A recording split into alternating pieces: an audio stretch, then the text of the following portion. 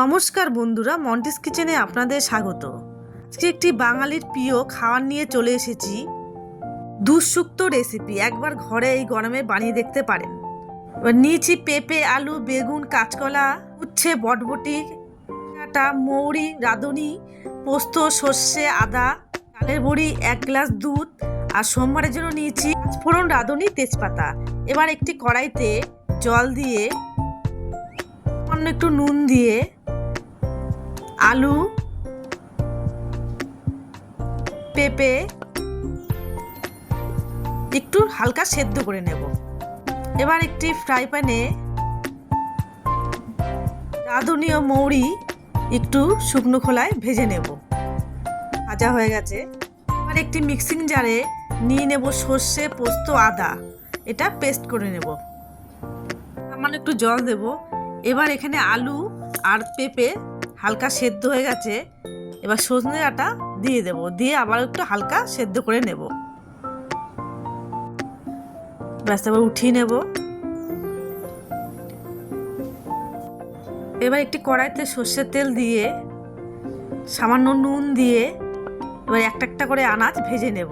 দেব এর মধ্যে কাঁচকলাটা একটু ভেজে নেব হালকা করে।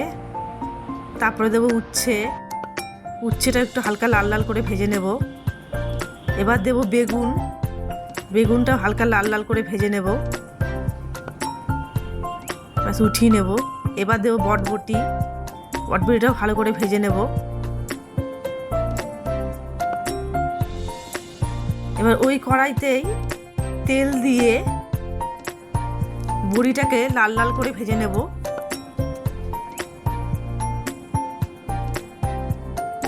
বেশ, আমার ভাজা হয়ে গেছে। এবার উঠিয়ে নেব।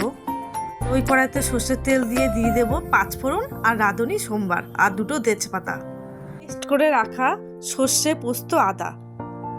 এবার এটাকে একটুখানি ভাজা করে নেব।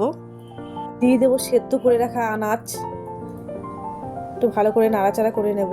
এবার দিয়ে দেবো ভেজে রাখা আনাজ।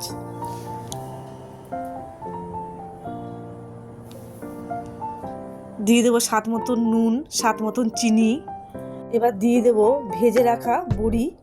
সমস্ত কিছু দিয়ে নেড়ে চেড়ে দিয়ে দেবো দুধ। আমি দুধের পরিমাণটা একটু বেশি নিয়েছি, কারণ এখানে জল ব্যবহার করিনি।